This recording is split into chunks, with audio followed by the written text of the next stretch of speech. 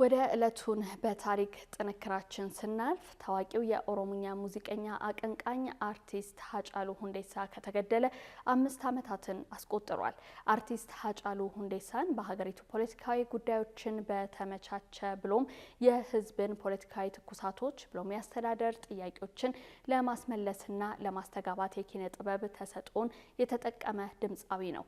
በሚኖርበት ገላን ኮንዶሚኒየም ማንነታቸው ባልታወቁ አካላት መገደሉ ይፋ ከተደረገ 5 ዓመታት ተቆጥሯል። ባልደረባችን ሰናይት ንጉሴ በዕለቱን በታሪክ ጥንክራችን ይህንን ጉዳይ በዝርዝር አዘጋጅተዋለች።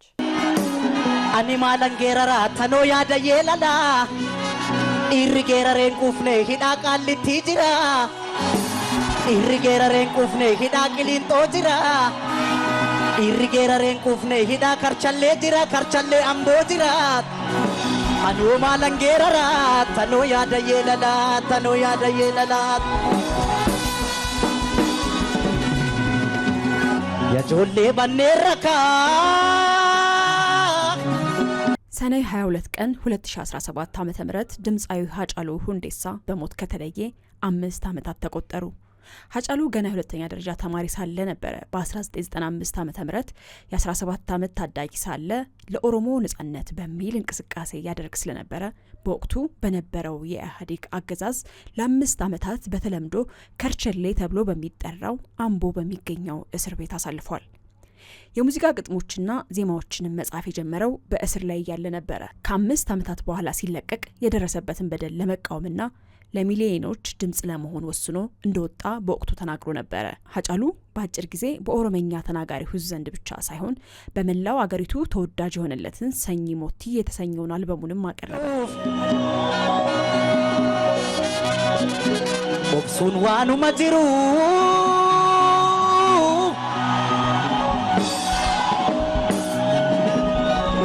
ኦብሱዋኑ ማጂሩ ኦብስኔ አማ ኦብሳ ኤርገስ ወዳ ፈካቴ kaeni shitti cabsa nan dhoowina nan dhaqa iddoo yartuun nu nyaarte amma shengee sulala akkalamuu nu nyaarrit biyyeetti shii dabala yajoollee biyya kooti hundumtuu naadhoo kooti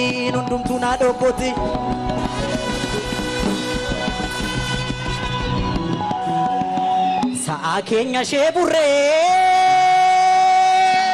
ሃጫሉ ዘፋኝ ብቻ ሳይሆን የሲቪል መብት ተሟጋች ነበር። የአሁኑ ጠቅላይ ሚኒስትር አብይ አህመድ ለመሾማቸውም የራሱ ሚና ተጫውቶም ነበር።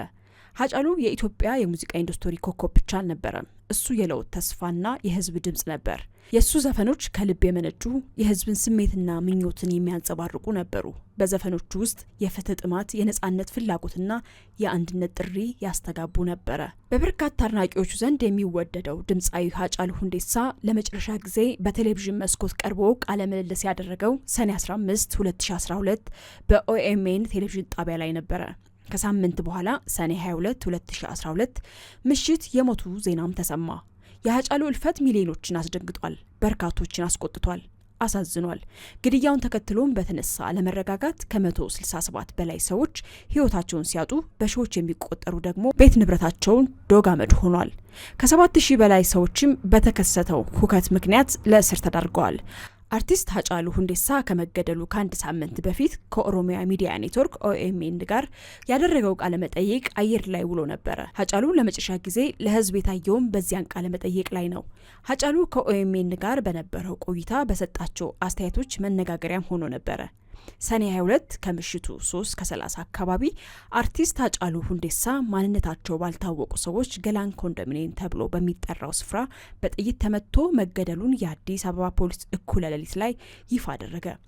የአዲስ አበባ ፖሊስ ኮሚሽን ኮሚሽነር ጌቱ አርጋው በብሔራዊ ቴሌቪዥን ቀርበው በተናገሩበት ወቅት በግድያው ወንጀል የተጠረጠሩ የተወሰኑ ሰዎች በቁጥጥር ስር መዋላቸውንም በዕለቱ ገልጸው ነበር። የሃጫሉ ሁንዴሳ በጥይት ተመቶ የመገደል ዜና ከፖሊስ መግለጫ በፊት በማህበራዊ ሚዲያዎች ላይ መዘዋወር የጀመረው ከምሽት 5:30 አካባቢ ጀምሮ ነው።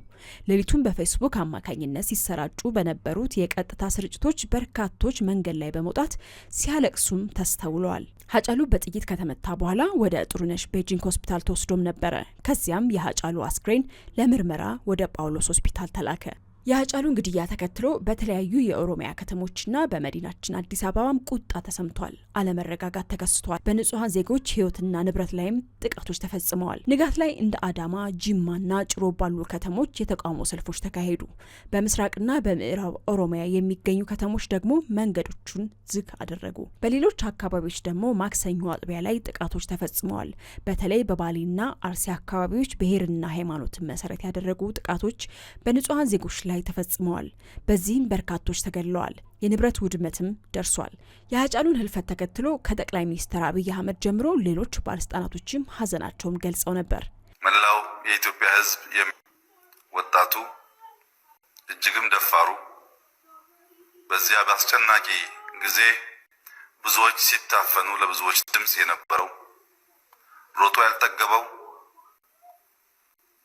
ሃጫሉ ሁንዴሳን ሰዎች በጥይት በመምታት ህይወቱን የአርቲስቱን አስክሬን ለማጀብና ለመሸኘት በሺዎች የሚቆጠሩ ሰዎች ከአዲስ አበባ ዙሪያ ወደ መዲናዋ መትመም የጀመሩት ከሰኔ 23 ንጋት በፊት ነበረ። ብዙም ሳይቆይ የአርቲስት ሃጫሉ ሁንዴሳ የአስክሬን ግብአተ መሬት መፈጸም ያለበት ስፍራ ላይ አለመግባባቶች ተፈጠሩ።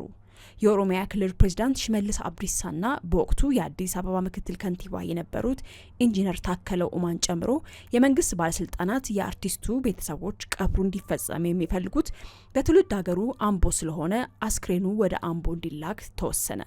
በዚህም የሃጫሉ አስክሬን ከጳውሎስ ሆስፒታል ወደ አምቦ እያመራ ቡራዩ ከደረሰ በኋላ የቀብር ስነ ስርዓቱም በአዲስ አበባ ነው መፈጸም ያለበት በሚል ወደ አዲስ አበባ እንዲመለስ ተደርጎ ለተወሰኑ ሰዓታት በኦሮሞ ባህል ማዕከል ውስጥ እንዲቆይ ተደርጎም ነበር። ከዚያም አስክሬኑ አዲስ አበባ ስታዲየም አቅራቢያ ከሚገኘው የኦሮሚያ ባህል ማዕከል በሄሊኮፕተር ተጭኖ ከአምቦ ከተማ በቅርብ ርቀት ወደሚገኘው ሆሚቾ አሙኔሽን ኢንጂነሪንግ ኢንዱስትሪ እንዲያርፍ ተደረገ።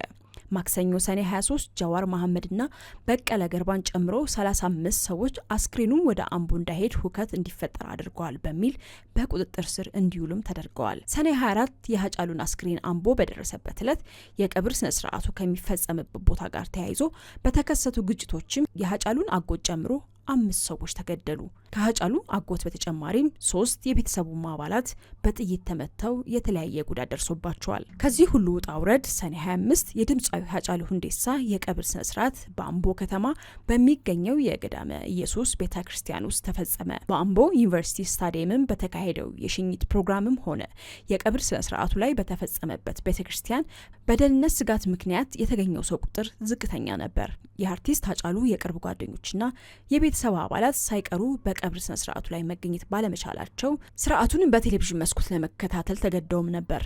ሰዓታት ቀንን ፈጥረው ቀናትም ሳምንታትን ብለው ወራት ቀጥሎ ዓመትም ዓመታትን ቆጥረው እነሆ የሃጫሉ 5ኛ ሙት ዓመት የ3 ልጆቹ እናት በሆነችው በፋንቱና እንዲሁ በስራ ባልደረቦቹና ወዳጅ አድናቂዎቹ አማካኝነት በየዓመቱ የሚዘጋጀው የሃጫሉ አዋርድ ተብሎ ተሰይሞ በተለያዩ ኪነጥበባዊ ስራ እየተዘጋጀ ታስቦ መዋል ከጀመረ እነሆ 5 ዓመታትን አስቆጥሯል።